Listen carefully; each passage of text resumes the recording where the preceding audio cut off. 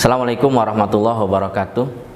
Innal hamdalillah nahmaduhu wa nasta'inuhu wa nastaghfiruh wa na'udzubillahi min syururi anfusina wa min sayyiati a'malina. May yahdihillahu fala mudhillalah wa may yudlil fala hadiyalah. Asyhadu an la ilaha illallah wa asyhadu anna Muhammadar Rasulullah sallallahu alaihi wasallam wa ala alihi wa ashabihi, amma ba'd. Saudaraku yang semoga selalu dirahmati oleh Allah, sebagai manusia kita ini adalah makhluk sosial. Artinya kita pasti saling membutuhkan antara satu dengan yang lainnya. Terkait dengan penjelasan tersebut, terkadang kita diposisikan oleh Allah Subhanahu wa taala pada dua hal. Terkadang kita berada dalam posisi membutuhkan pertolongan, dan juga terkadang kita berada dalam posisi berpeluang memberikan pertolongan. Ketika kita diqadar oleh Allah berada dalam posisi membutuhkan pertolongan, maka minta tolonglah kepada Allah. Tidak minta tolong kepada sesama, tidak minta tolong kepada manusia. Walaupun nanti akhirnya Allah akan mengirim seseorang atau orang lain untuk memberikan pertolongan kepada kita, tapi itu atas rekayasa Allah, atas upadaya Allah, bukan kita yang langsung minta tolong kepada manusia. Pertama yang kita sambat adalah Allah, kita minta tolong kepada Allah. Seperti di video yang sebelumnya saya sudah menceritakan tentang doa Nabi Musa yang ada dalam surat Al-Qasas ayat 24. Kita berkata, Robbi ini lima anzalta ilayya min khairin faqir. Ya Allah, saya membutuhkan kebaikan yang Engkau turunkan kepada saya. Dan ketika kita berada di dalam posisi berpeluang memberikan pertolongan, maka ambillah peluang itu. Jangan kita tinggalkan, jangan kita buang. Kenapa demikian? Karena pada hakikinya Allah sebenarnya memberikan peluang kepada kita untuk menurunkan pertolongannya kepada kita dengan melalui kita menolong orang lain dulu. Dalam suatu riwayat Rasulullah Shallallahu Alaihi Wasallam bersabda, "Man nafasa an mu'minin kurbatan min kurabid dunya, nafasallahu anhu kurbatan min kurabi yaumil qiyamah." Barang siapa yang menghilangkan kesusahan orang iman di dunia, maka Allah akan hilangkan kesusahan orang itu di hari kiamat.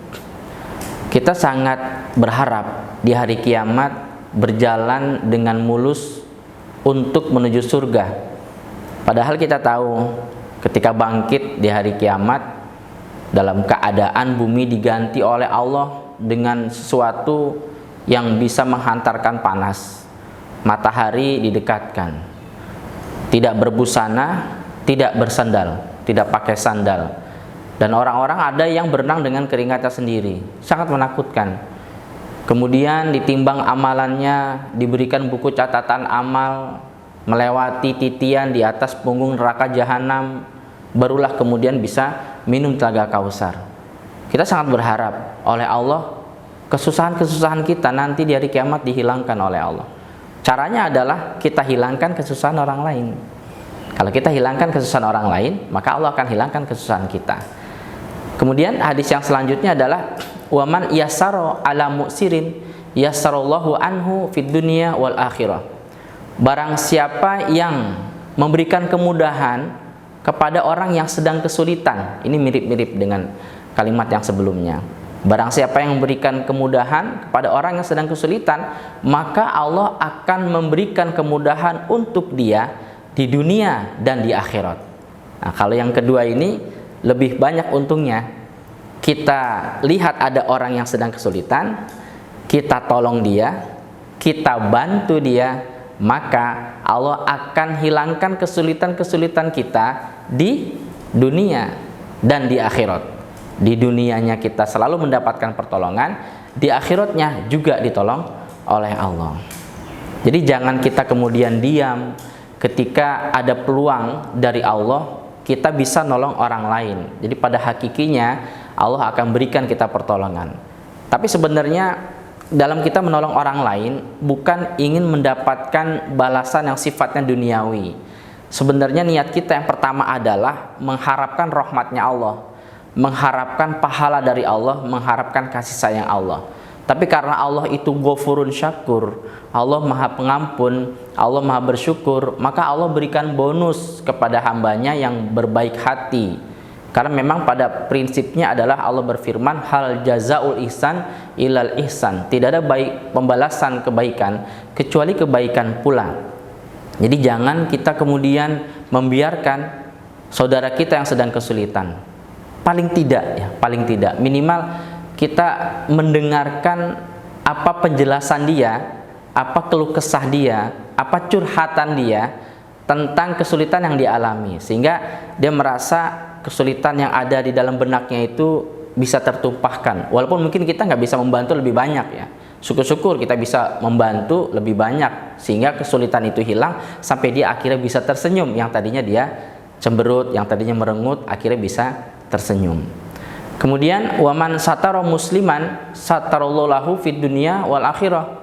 Barang siapa yang menutup kejelekan atau aib orang Islam, maka Allah akan menutup aib dia, kejelekan dia di dunia dan di akhirat.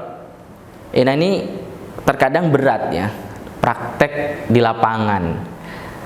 Banyak orang cenderung ketika melihat kejelekan orang lain itu kepinginnya ingin menyampaikan atau mempublikasikan kepada pihak yang lain.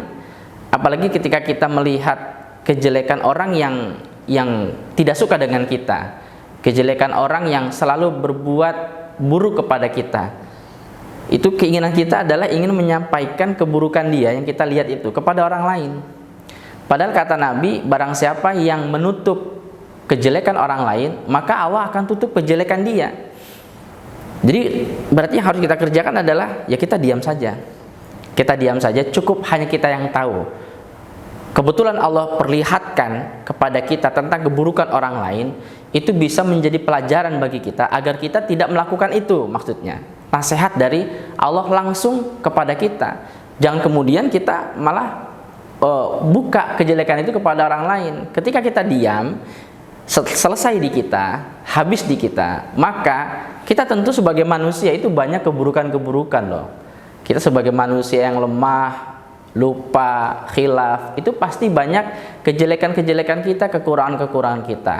Nah, sebab kita menutup kekurangan orang lain, oleh Allah kekurangan kita itu ditutup.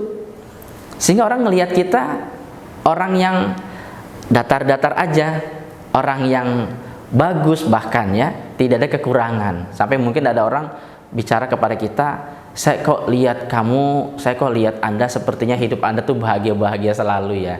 Tidak ada permasalahan dalam keluarga gitu. Itu karena Allah yang membuat ya. Padahal sebenarnya kita tentulah sebagai manusia ada permasalahan, ada kesulitan, tetapi oleh Allah ditutup ya, ditutup oleh Allah. Bahkan bukan hanya di dunia ya, di akhirat juga demikian. Di dunia ditutup kejelekan kita, di akhiratnya oleh Allah ditutup kita dari api neraka sehingga kita bisa lancar atau mulus masuk ke dalam surga. Intinya adalah wallahu fi aunil abdi maka al abdu fi auni akhi. Intinya itu. Nabi bersabda, Allah akan selalu menolong seorang hamba selama hamba itu mau menolong orang lain. Jadi saudaraku sekalian, ketika ada peluang di dalam hidup kita ya, untuk bisa menolong orang lain, maka ambillah peluang itu, karena Allah akan berikan pertolongan kepada kita, bahkan kepada keluarga kita. Jangan kita biarkan peluang tersebut. Dan ada sebuah hadis yang diriwayatkan oleh Ibnu Abi Dunya. Walaupun hadis ini didoifkan oleh Albani, tetapi isi hadis tersebut memperkuat hadis yang di atas. Hadis yang tadi saya sebutkan adalah hadis yang sahih. Nah, hadis yang didoifkan oleh Albani ini bunyinya begini. Saya baca langsung artinya saja. Barang siapa yang memasukkan kegembiraan kepada saudaranya yang Islam, maka Allah akan menciptakan sebab kegembiraan itu menjadi seorang malaikat Yang malaikat itu kemudian bertasbih kepada Allah, mengagungkan kepada Allah, dan selalu beribadah kepada Allah. Sehingga ketika orang tersebut sudah meninggal dunia, berada di dalam kubur, malaikat tersebut akan datang menghampiri. Dia berkata, "Amat ta'rifuni?" Apakah kamu tidak mengenal saya? Kata malaikat itu. Orang itu berkata, "Man anta?" Siapa kamu? Lalu malaikat itu menjawab, "Saya adalah kegembiraan yang engkau masukkan kepada si A, kepada si B, kepada si C." Semakin banyak kita masukkan kegembiraan kepada saudara kita, maka semakin banyak malaikat-malaikat yang Allah ciptakan itu.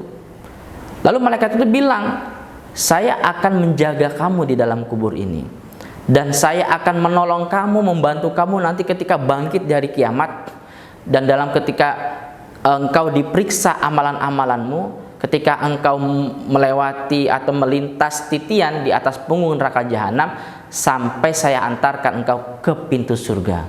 Subhanallah.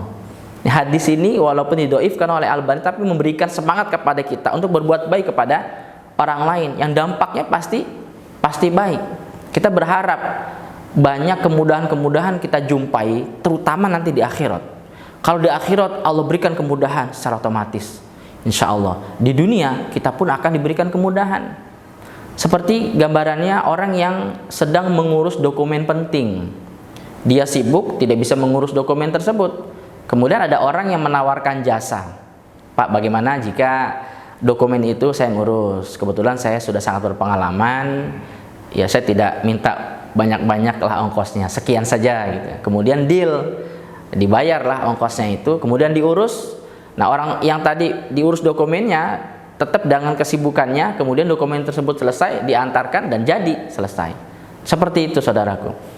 Jadi semakin banyak kita berbuat baik pada orang lain, semakin banyak kita membuat orang lain tersenyum, orang lain bahagia, insya Allah hidup kita dan keluarga akan semakin berkah di dunia bahkan di akhirat. Demikian, semoga bermanfaat. Assalamualaikum warahmatullahi wabarakatuh.